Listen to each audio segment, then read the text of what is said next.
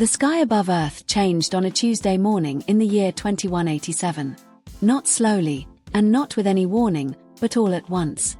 A shape emerged from the dark between the stars, enormous, silent, and unsettling in a way that only truly massive things can feel to the human eye. It did not arrive the way rockets arrive, with fire, smoke, and thunder. It did not drift in slowly the way comets drift across the night sky. It simply appeared. The way a troubling thought appears just before sleep, sudden, unwelcome, and impossible to ignore. The object was longer than 3 of Earth's largest cities placed end to end. Its surface was dark grey, like ancient cold iron, and covered from one end to the other in towers, ridges, and angular structures no human engineer could name or understand. It moved into orbit just above Earth's moon and stopped there. Still, patient, heavy with a kind of authority that did not need to announce itself. From Earth, it blocked a wide section of the lunar surface the way a hand blocks the light of a single candle. Within minutes, every telescope on Earth turned toward it. Satellite cameras locked on and flooded ground stations with images. Military radar systems across the planet began sending alerts to command centers, from Washington to Moscow, from Beijing to New Delhi, from London to Sao Paulo. The alerts were real. The images were real. And the object above the moon was very, very real. More importantly, it was not anything any human government had built, launched, or even imagined. Within 6 minutes, leaders from over 40 nations were on emergency calls. Within 12 minutes, every major military on Earth had moved to its highest alert level. Within 20 minutes, crowds gathered in the streets of cities across the world. Ordinary people stood together beneath open skies, staring upward at an atmosphere that looked exactly the same as it always had. But it no longer felt safe. And the ship did nothing. For 4 long hours, it simply remained there above the moon, vast, silent, and patient, while humanity panicked, argued, speculated, and watched. Then it spoke. Every screen on Earth was taken over at once. Televisions, phones, public display boards, office monitors, hospital terminals, classroom projectors. Every digital screen on the planet switched to the same image at the exact same moment. No warning. No permission. The face that appeared was not human. It was tall and narrow, with 6 small eyes arranged in 2 precise rows. A wide, flat mouth sat low on its face, and the top of its head was covered by a hard amber shell that looked less like armor and more like something that had grown there naturally. The creature wore deep blue robes trimmed with silver. It sat behind a long black table in a room that looked official, cold, and incredibly old. Behind it, the walls were carved with symbols no human linguist had ever seen. When the being spoke, every human heard the words in their own language, perfectly translated, perfectly clear, and completely without warmth. The voice was calm in the way that only absolute power can be calm. Species designation: human. Planet: Earth. Location: outer fringe of Council sector. Your civilization has consumed resources beyond your assigned boundary markers. You have expanded into 3 protected interstellar trade corridors without registration or authorization. You have also conducted and sanctioned faster-than-light travel experiments within restricted galactic space. A brief pause followed, the kind that felt deliberate. Under the authority of Galactic Accord 7 Omega, the Galactic Council hereby requires the following annual tribute: 40% of your planetary energy output, 12% of your biological harvest, and the complete surrender of all faster-than-light research and technology. You have 72 of your hours to confirm compliance. Another pause. Failure to comply will result in a demonstration of consequences. This communication is now complete. The screens went dark. For a long moment, no one on Earth said a single word. Then everyone said everything at once.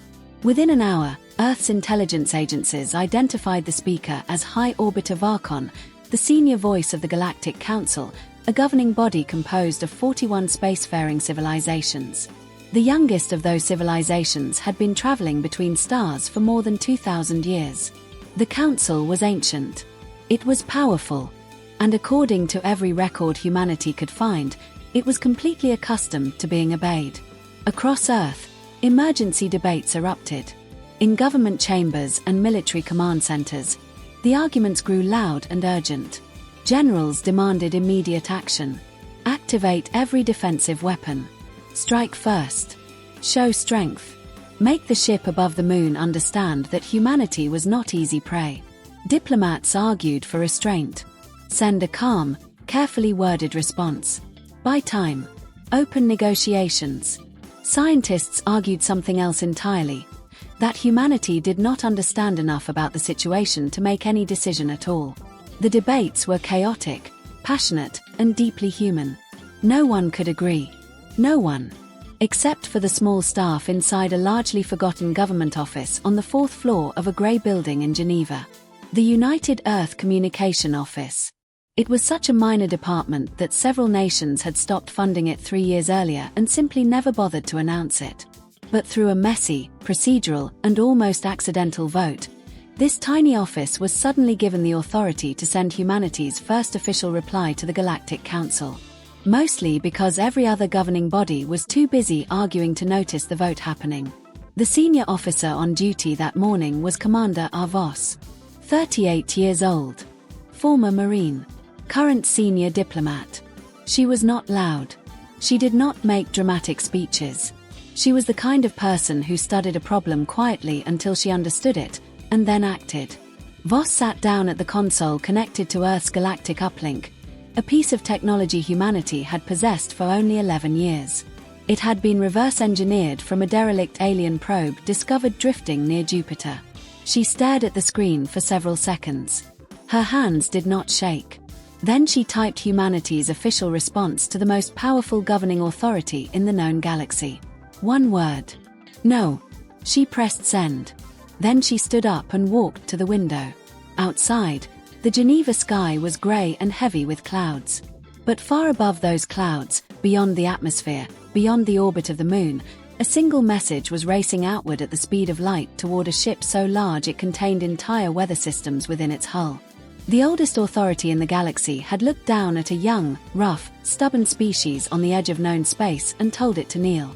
And that species had looked back at everything being demanded, everything being threatened, and the full weight of that ancient power pressing down upon it. And it had answered with a single word. No. The Galactic Council had never, in 11,000 years of recorded governance, received that word from an emerging civilization.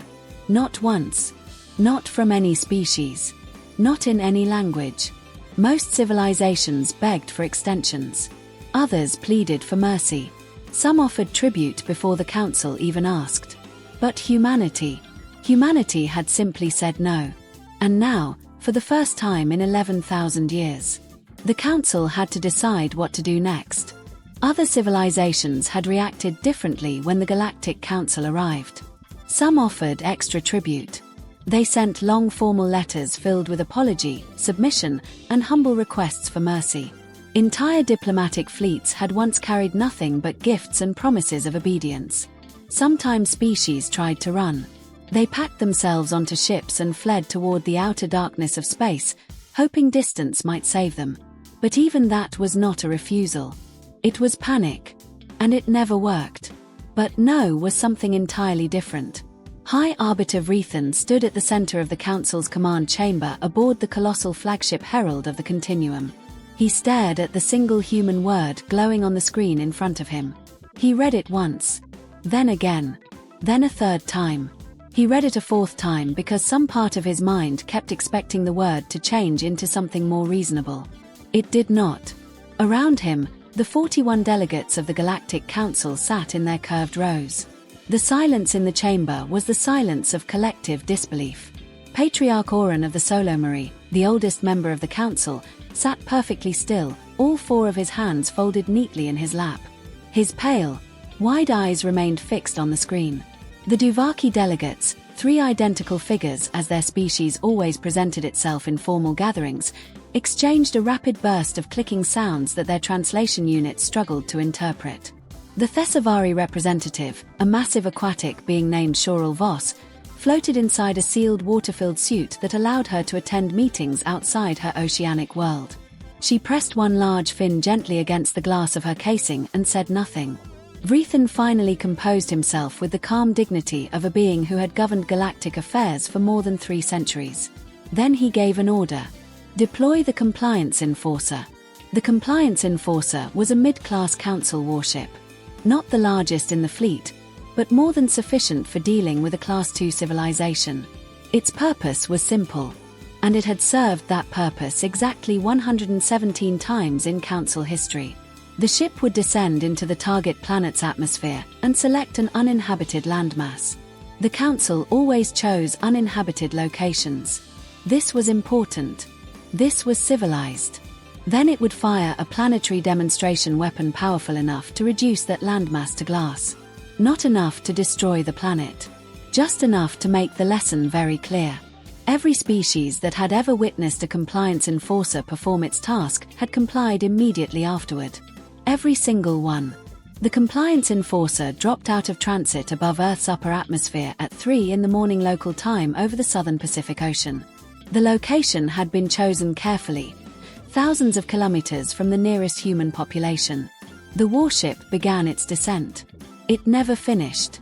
The first thing that struck it was a kinetic impactor round fired from an orbital platform that humanity called Watchtower 9. It was one station in a network of 44 platforms arranged in overlapping coverage bands around the entire planet. The round did not destroy the compliance enforcer, but it hit with enough force to shove the warship violently sideways and trigger alarms throughout its systems. The second development was stranger. A gravity well pulse locked onto the ship's drive core. Council engineers had long believed such technology was far beyond the capabilities of a Class II civilization. Yet there it was. The pulse effectively shut down the warship's ability to move under its own power. The compliance enforcer hung in Earth's upper atmosphere like a stone that had forgotten how to fall. Then 4 tractor beams locked onto it from separate directions. Slowly, firmly, they began pushing the immobilized warship back upward, out of Earth's atmosphere, into open space, and toward the orbit of the Moon. Humanity was not destroying the vessel. It was not even damaging it further. It was simply returning it. The entire process took 11 minutes. Inside the Council's command chamber, High Arbiter Vrethan watched the sensor feed in absolute silence. A second message from Earth arrived before the compliance enforcer had even cleared the atmosphere. The message read, "Your ship has been returned without further damage. We are not interested in starting a war. And we are not interested in paying tribute. We are interested in speaking with the Galactic Council as equals. You have 72 of your hours to decide whether you are interested in that conversation. If you send another ship into our atmosphere without invitation, we will respond differently." This message ends here. There was no signature, no formal title, no apology, just the words, clean, direct, and final. Vrethan closed the message and turned to face the chamber. Several delegates were already on their feet. The Duvaki were clicking furiously. Representatives of several elder species spoke over one another, protesting the violation of council authority and the unacceptable behavior of what they called a primitive fringe species that had no right to possess gravity well technology. But not all of them were angry. Shoral Voss had not moved. Her fin still rested against the glass of her suit as she watched the sensor feed from Earth's orbit with enormous dark eyes. She had lived for 460 years. She had served on the Galactic Council for 230 of those years. Not because her people had wanted membership, but because the alternative had once been made very clear to them. She knew what it looked like when a species was broken into compliance. She had seen it. She had lived through it. What she was watching now looked nothing like that. She studied the data again.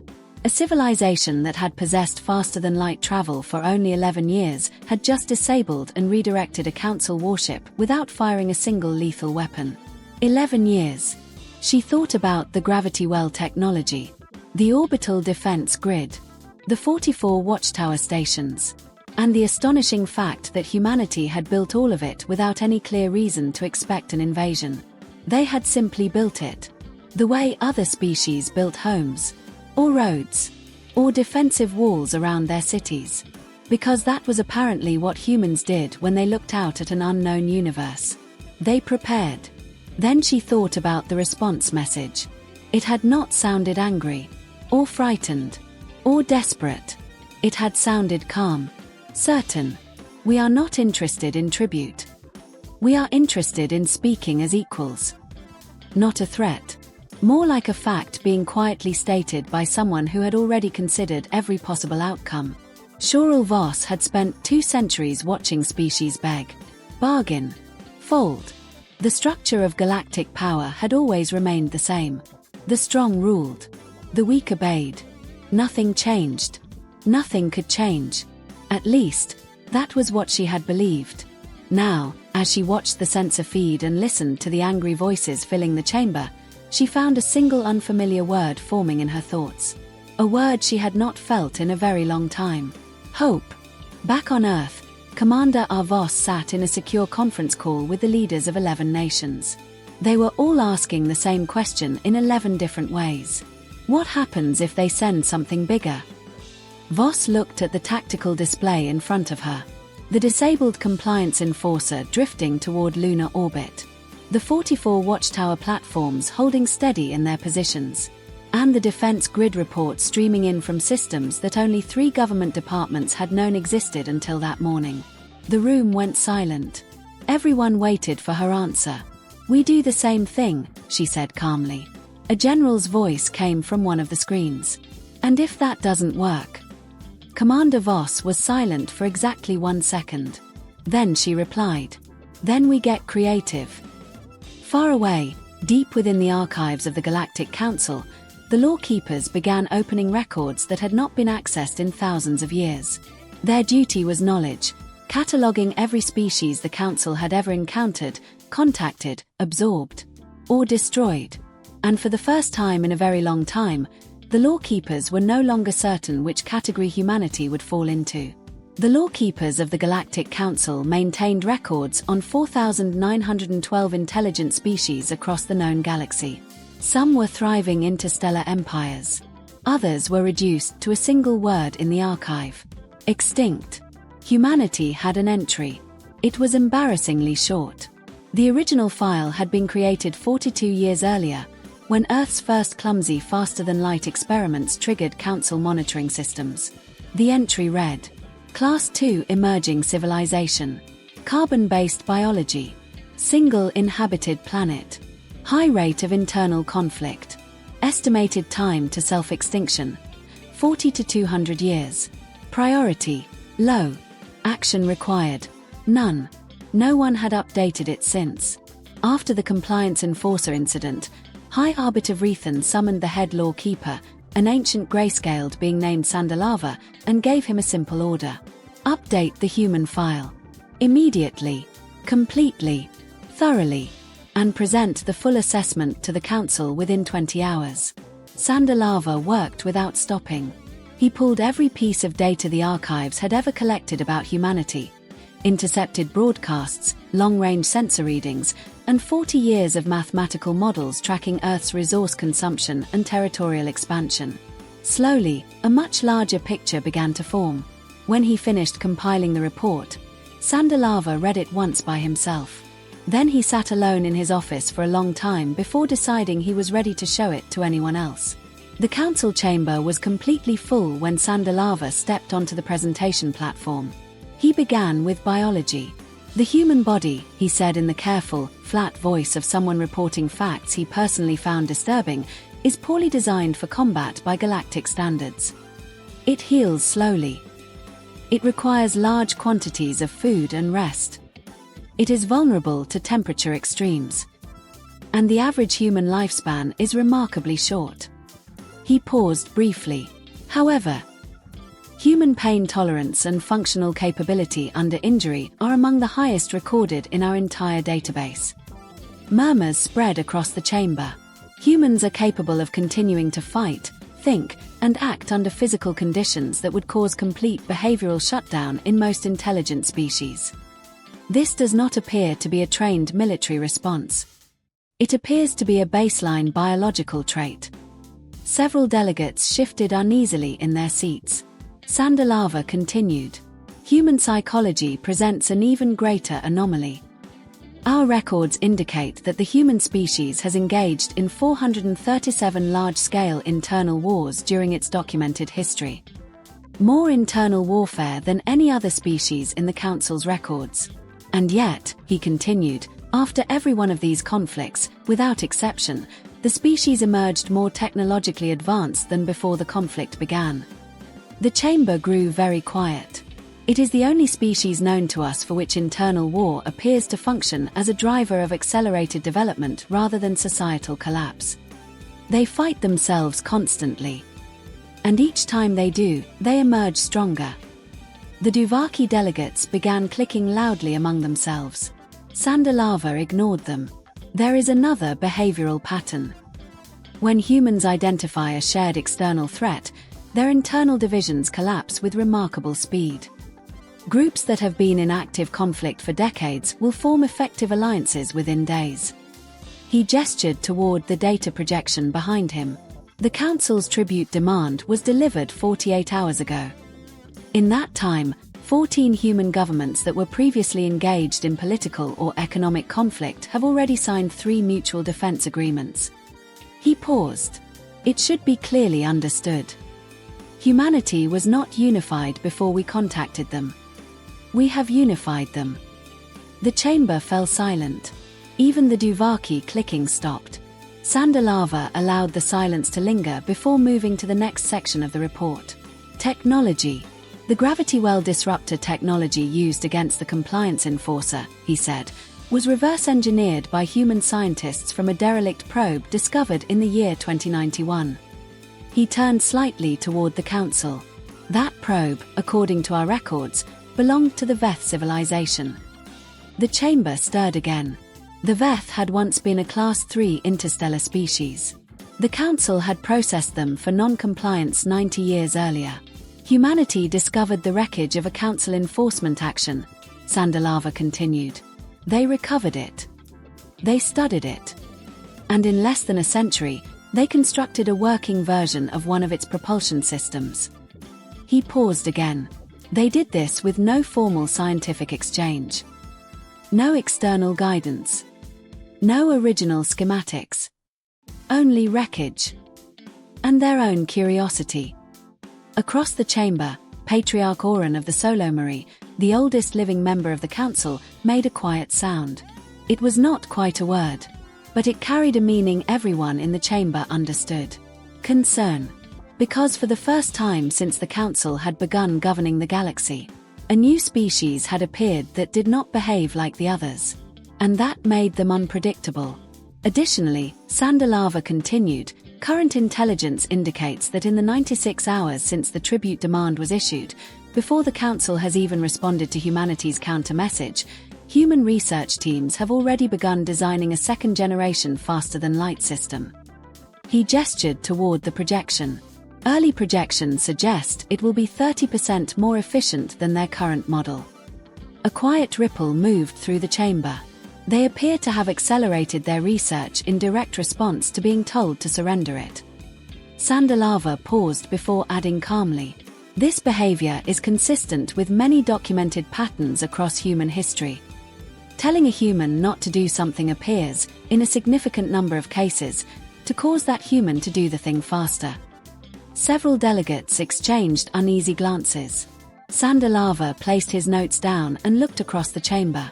"There is one final item," he said, "and I wish to present it carefully.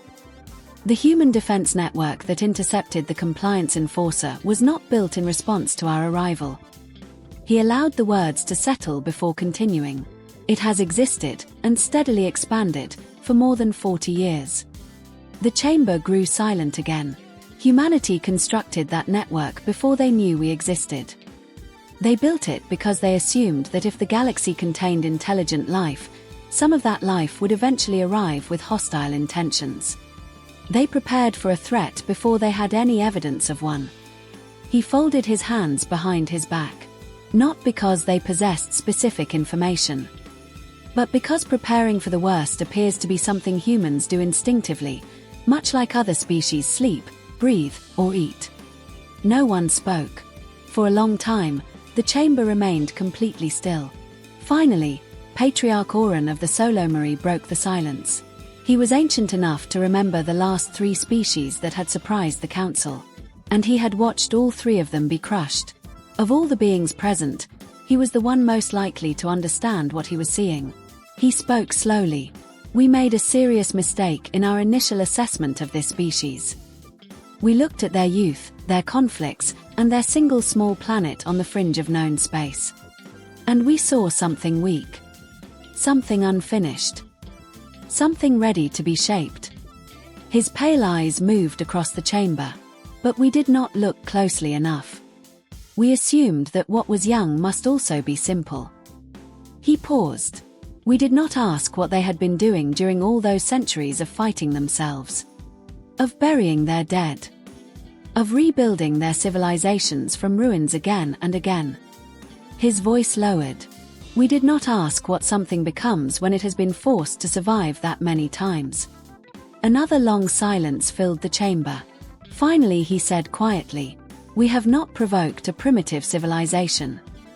No, we have disturbed something that has been sharpening itself for a very long time. And it has only just opened one eye." High Arbiter Vrethan said nothing, but he did not argue. At the far end of the chamber, inside her sealed aquatic suit, Shoral Voss heard the old patriarch's words and felt something shift inside her chest. A feeling she had not experienced in a very long time. A feeling she had almost forgotten was possible. She pressed her fin gently against the glass and watched the room change around her. This, she realized, was the beginning of something. Station Threshold did not look like a diplomatic venue. It looked exactly like what it was. A structure humanity had designed, built, and launched into space in the 11 days between the Council's tribute demand and the opening of negotiations. The station had been assembled from prefabricated components in a construction timeline that Council engineering analysts had initially declared impossible for a Class II civilization. Those analysts had since been instructed to re-examine their assumptions. The station was not beautiful. Its surfaces were angular, practical, and assembled with the confident urgency of a species that valued function over perfection. But it was strong. The structural scans performed by the Council's advance team were more than acceptable. They were impressive. Life support systems were stable and adaptable enough to support all 7 species attending the negotiations without modification. Commander Voss arrived first. She brought a small team of 4. A translator, a scientific advisor, a legal analyst, and a young communications officer named Thomas Reyes. Reyes possessed a rare and useful skill. He remained perfectly calm in situations that were objectively terrifying. Voss had chosen him for that exact reason. The Council delegation arrived 20 minutes later. They filled the room differently than the humans. Most were larger. All were older, in the way species become old after watching the galaxy for thousands of years. They seated themselves around the long central table with the practiced ease of beings who had negotiated across centuries and worlds. High Arbiter Vrethan sat at the center of the Council's side. To Voss, he looked like someone who had not slept well and had no intention of admitting it.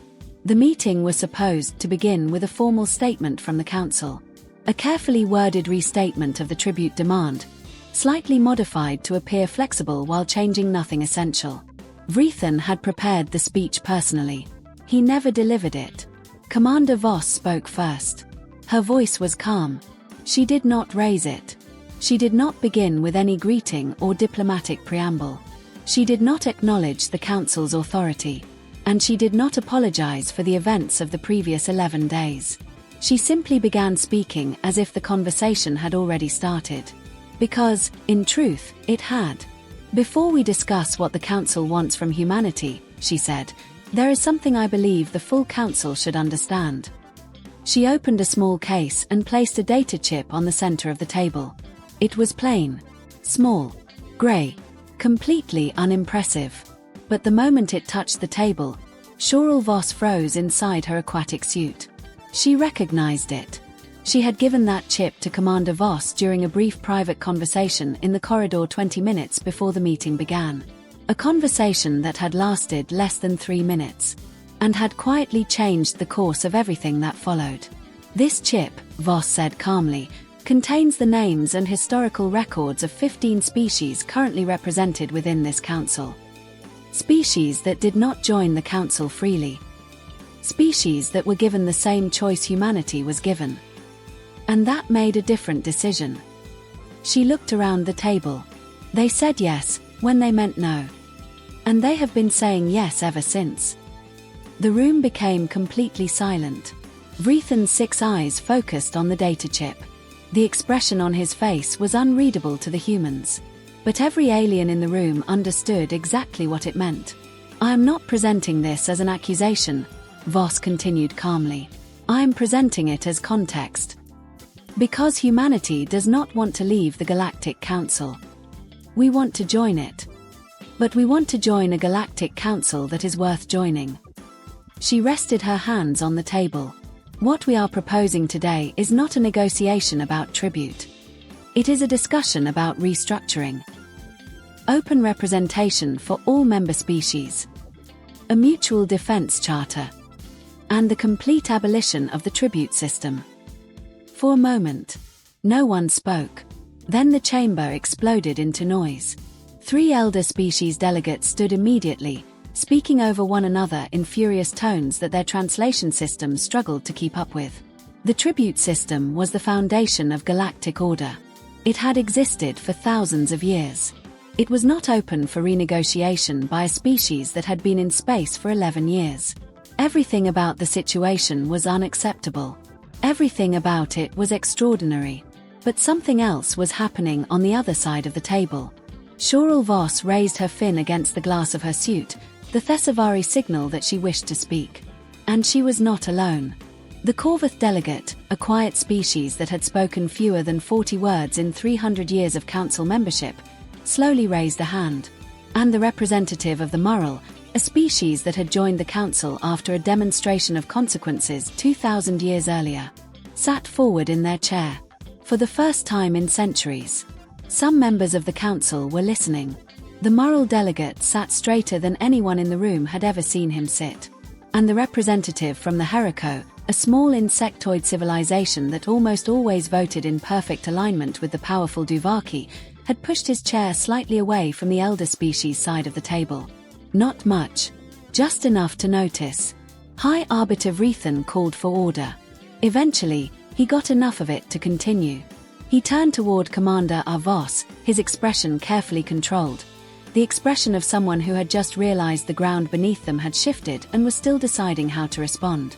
You are proposing, he said slowly, to restructure an institution that has governed this galaxy for 11,000 years, based on the wishes of a species that learned interstellar travel from salvaged technology only 11 years ago. Voss did not hesitate. I am proposing, she replied calmly, that you read the names on that chip, and then ask the delegates from those species whether the institution governing them does so with their consent. Vrethan did not reach for the chip, but 3 other delegates did. The room changed as they read. It was the kind of quiet change that happens when something true is spoken in a place where truth has been carefully avoided for a very long time. There was no shouting, no dramatic reaction, just silence. The heavy, undeniable silence of reality settling into the room. Voss opened her case one final time and placed another document on the table. A mutual defense treaty. 4 pages long. Already signed.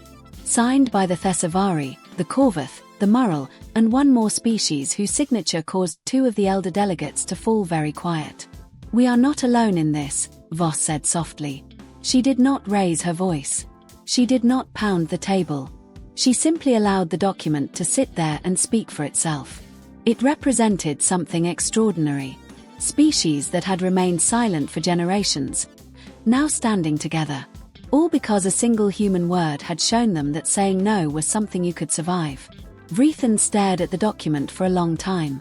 Outside the viewing window of Station Threshold, the stars remained cold, steady, and eternal.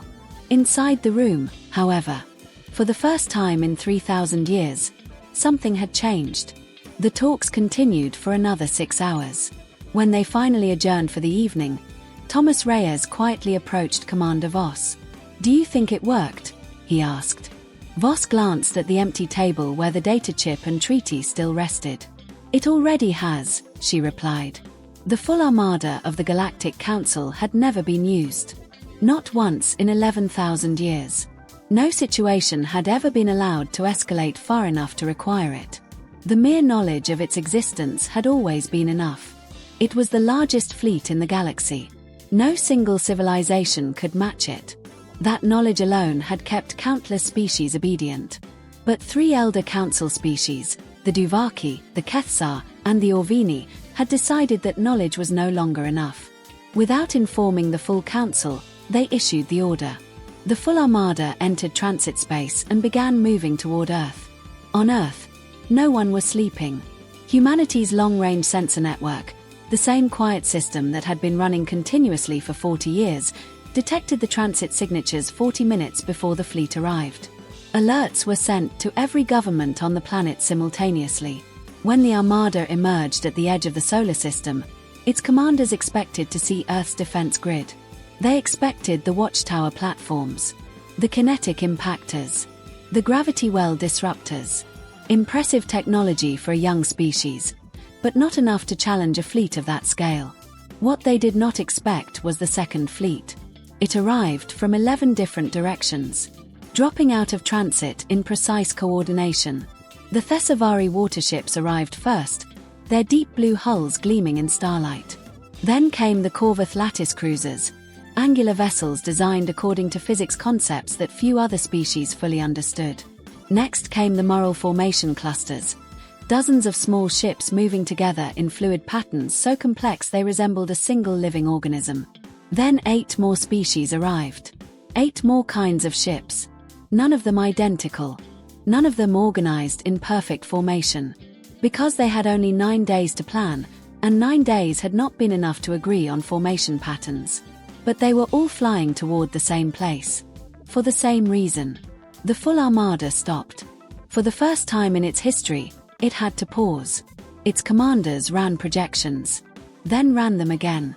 The armada was still stronger. In a perfect battle, it would probably still win. But the cost would be enormous. Messy. And no longer certain. Then something unexpected happened. 3 ships inside the armada broke formation. Then 7 more. Then 20. They were Thesavari vessels. Their crews were descendants of a species that had once been forced into council membership through a demonstration of consequences. They did not attack. They did not defect. They simply stopped moving. Refusing to advance. Refusing to participate. More ships followed. Corvath vessels. Mural ships. Independent craft from smaller council species. One by one. Ship by ship. The armada never fired a shot. It simply stopped. Then slowly, quietly, it turned around. The sight of that enormous fleet turning back into the darkness between the stars would be written into the histories of dozens of civilizations, each trying to describe the moment when the greatest weapon in the galaxy decided not to be used. The news reached station threshold during a recess in the negotiations. Delegates learned about it in different ways.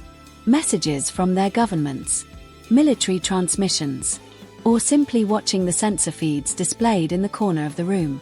Reactions varied. Some elder delegates were furious. Others remained silent. Some of the smaller species expressed something close to relief. Thomas Reyes quietly approached Commander Voss. "The armada turned back," he said. Voss nodded once. She did not celebrate. There was still work to do. 6 weeks later, the vote took place. The founding charter of the Galactic Assembly. It was not unanimous. 3 elder species abstained. 1 voted against, but reconsidered after a calm reminder of the Mutual Defense Treaty. The charter passed. The tribute system was abolished. Representation was restructured. 1 vote per member species. An independent arbitration council. A rotating advisory council representing all member worlds. The elder species retained influence, but no longer held absolute dominion. And that difference meant everything to 15 civilizations, whose names had once been written on a small grey data chip. There were celebrations on Earth. Loud ones. Parades. Music. Speeches. Human celebrations were always noisy. But there was also grief. Quiet grief for pilots and crews lost during the early orbital confrontations. Humans had always known how to hold joy and sorrow in the same moment. Commander Voss was not at any of the celebrations. She was still working at Station Threshold, now serving as the temporary seat of the Galactic Assembly. Late one evening she stood by the viewport of her office, looking out at the stars. Thomas Reyes glanced up from his desk. "What are you thinking about, Commander?" Voss watched the stars for a moment.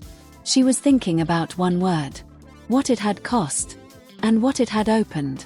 She thought about how strange it was that a species that spent so much of its history arguing with itself had found complete unity when the oldest power in the galaxy had demanded submission. She thought about the future. It would not be simple. It would take generations. There would be mistakes, conflicts, new alliances, new problems. But it would be different.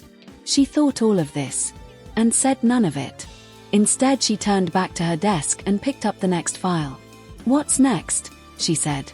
Not a question. A statement. Outside the window, the stars remained unchanged. Cold. Ancient. Patient.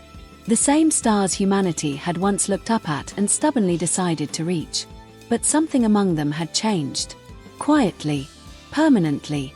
Because sometimes real change does not arrive with explosions or grand speeches. Sometimes it begins with a single word. Spoken by someone with steady hands who looks at the weight of the universe and answers simply, "No."